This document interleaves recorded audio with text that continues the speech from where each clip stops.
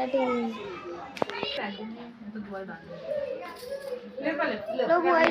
बनाए रोज गल जाए। एक सेठ का मकान बन रहा था। बुढ़िया बोली पत्थर का गणेश बना दो। मिस्त्री बोले जितने हम तेरे पत्थर का गणेश खड़ेंगे उतने में हम दीवार न चुनेंगे। बुढ़िया बोली राम करे तुम्हारी दीवार टेढ़ी हो जाए। अब उनकी दीवार टेढ़ी हो गई। वो चिने और ढा देवे इस तरह करते करते शाम हो गई। शाम को सेठ आया। उसने कहा आज कुछ भी नहीं किया। वो कहने लगे एक बुढ़िया आई थी। वह कह रही थी मेरा पत्थर का गणेश गढ़ दो। हमने नहीं गढ़ा तो उसने कहा तुम्हारी दीवार टेढ़ी हो जाए। इससे दीवार सीधी नहीं बन रही। बनाते हैं तो ढा देते हैं। सेठ ने बुढ़िया बुलवाई। सेठ ने कहा हम तेरे सोने का गणेश गढ़ देंगे, तुम हमारी दीवार सीधी कर दो। सेठ ने बुढ़िया को सोने का गणेश गढ़ा दिया। सेठ की दीवार सीधी हो गई। जैसे सेठ की दीवार सीधी हुई वैसे सबकी सीधी करना। अब बहु चली चले में खीर भी चूची थी। गिलारा सिलारा दुनिया भर का जानवर हो गया। छोटा मोटा है जो होगा करे तुम्हारा। बोली के अरे अम्मा जी या कटोरा में तुमने खीर छुपा रखी जे हमें तो कंचड़ा हो गया। अरे के बिना मैंने तो को छुपाई मेरा काय काम छुपा गया। तो वाई दिन चौगनी खीर हो रही थी तो मैं छुपाता है। बुआड़ा बोले अरे कि काय लेगा डोकरी को नाम लगा है मेरी नीत की छुपा तो तुम्हें गई। अगर तू चौड़ा में खाती तो अमृत खाती। अब तेरी जिंदगी में तो कीड़ा मकोड़ा ही गई। इतने खैर गड़ा लोप हो गया बुआड़ो। फिर डोकरी ने अरदास करी कह रहे भाई खांगे या तो बुरी बात होगी कि जिंदगी में तो कीड़ा भर दिया तुमने गणेश जी महाराज। बुढ़िया पहली लवज में पहचान गई थी कड़ा से गया गणेश जी है लेकिन या तो छल कर रहे गुआड़ा को बेच कर। फिर आया गणेश जी महाराज के देख जो चाहेगी जो पाएगी। डोकरी माई तेरा नाती पोता जो भी तेरा भाई बतिया शरण की खूब बेल बजेगी। तेरी काया कंचन होगी हैं और सुदामा की धोती दूंगा और बैकुंठ को बांस दूंगा और मीठो मीठो घास दूंगा नैनन की रोशनी दूंगा। लेकिन है ना अब मैं चले भाऊ को कुछ करूँगा। चले गए गणेश जी। रात हुई जब गणेश जी दोबारा आए तो डेगचा रखो। डेगचा का सारे अभी झोपड़ो वह झोपड़ा में लात मार दी। लात मार दी तो महल बन गया। महल बन गया तो सुबह देखे ना डोकरी का तो महल बन गया। अरे क्या गणेश जी की खीर बाटी ने जैसे महल बन गया। गणेश जी महाराज आप उतरा जैसा सबको उतर। चौथ माता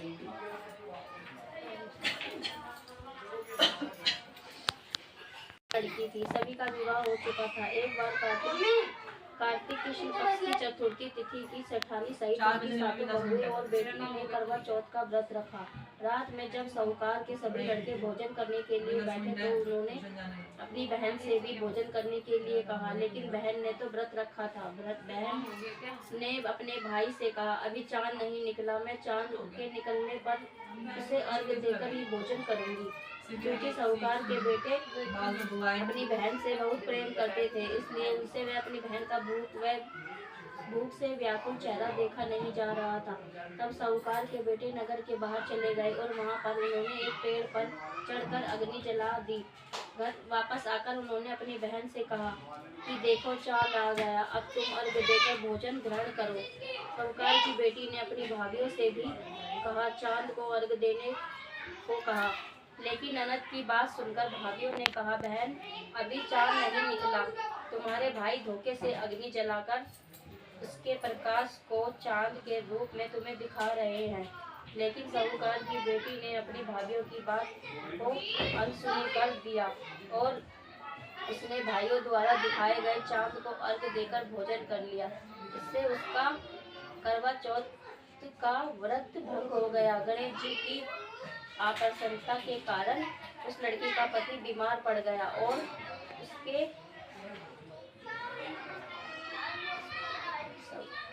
बचा हुआ सारा धन उसकी बीमारी को सही करने में लग गया। साहूकार की बेटी को जब अपने दोषों का पता लगा तो उसे बहुत पश्चाताप हुआ। उसने प्रदान किया। उसे सभी प्रकार के रोगों से मुक्त करके धन संपत्ति और वैभव से मुक्त किया। पेड़ से बांध दिया। करवा के अस्तित्व के कारण मगरमच्छ कच्चे धागों में ऐसा बंधा कि टस से मस नहीं हो पा रहा था। करवा के पति और मगरमच्छ दोनों के प्राण संकट में फंसे थे। करवा ने यमराज को पुकारा और अपने पति को जीवन दान देने और मगरमच्छ को मृत्युदंड देने के लिए कहा। यमराज ने कहा, मैं ऐसा नहीं कर सकता क्योंकि अभी मगरमच्छ की आयु शेष है और तुम्हारे पति की आयु पूरी हो चुकी है। क्रोधित होकर करवा ने यमराज से कहा, अगर आपने ऐसा नहीं किया तो मैं आपको श्राप दे दूंगी। सती के श्राप से भयभीत होकर यमराज ने तुरंत मगरमच्छ को यमलोक भेज दिया और करवा के पति को जीवन दान दे दिया। इसलिए करवा चौथ के व्रत में सुहागन स्त्रियां करवा माता से प्रार्थना करती है कि करवा माता, जैसे आपने अपने पति की मृत्यु के मुंह से वापस निकाल लिया, वैसे ही मेरे सुहाग की भी रक्षा करना। करवा माता की तरह सावित्री ने भी कच्चे धागे से अपने पति को वट वृक्ष के नीचे लपेट कर रखा था। कच्चे धागे में लिपटा प्रेम और विश्वास ऐसा था कि यमराज सावित्री के पति के प्राण अपने साथ लेकर नहीं जा सके। सावित्री के पति के प्राण को यमराज को लौटाना पड़ा और सावित्री को वरदान देना पड़ा कि उनका सुहाग हमेशा बना रहे और लंबे समय तक दोनों साथ रहेंगे। बोलो करवा मैया की।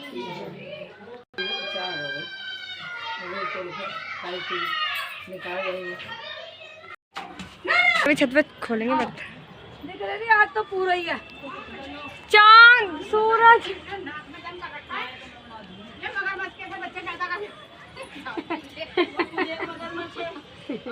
आ जाओ फटाफट छत पे।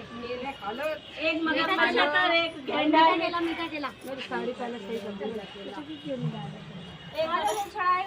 कोई नहीं लेगी ना दो। हाँ चलेगा। तो चलाएंगे इधर आ जाओ ना, सब लाइन में ऐसे करके।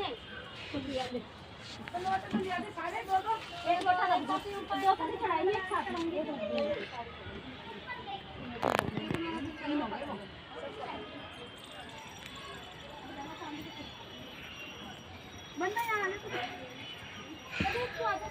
हाँ लो तुम भी खड़ी हो जा रही।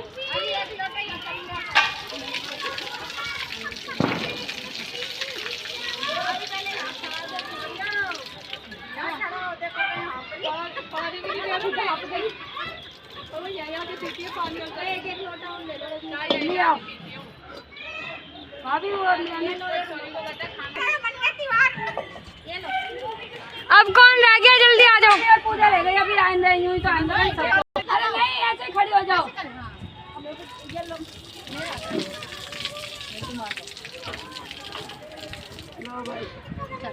मेरे को तो पूरी वीडियो में यही वीडियो सही लगी है क्योंकि ये साफ आ रही है। यही साफ आ रही है। अरे वो सूरज देवता की वजह से सही आ रही है।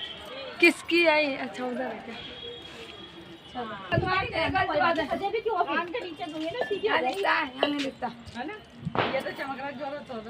बोलना बोलो।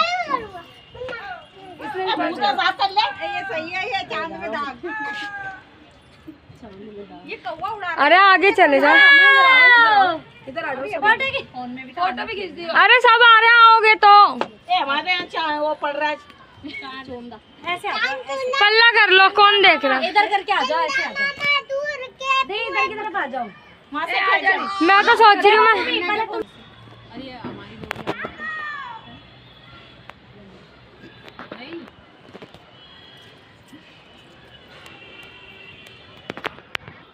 सही है। देख रहे इनको सर दो डाल लिया, चुटकी एक एक भी नहीं डाली गई। लो भाई रन्ना आ जा गले में। मैं नहीं मिलूंगी गले में। अरे सुसु मैंने देखा था अब यहाँ खड़े थे। ये इसको आशीर्वाद दे रही मार के बहन, कोई बात नहीं। चल आ जाओ। जल्दी जल्दी गले मिलो, धूप हो रही है वैसी। अरे गर्मी कोई लग रही है तो फोटोग्राफर को लग रही है।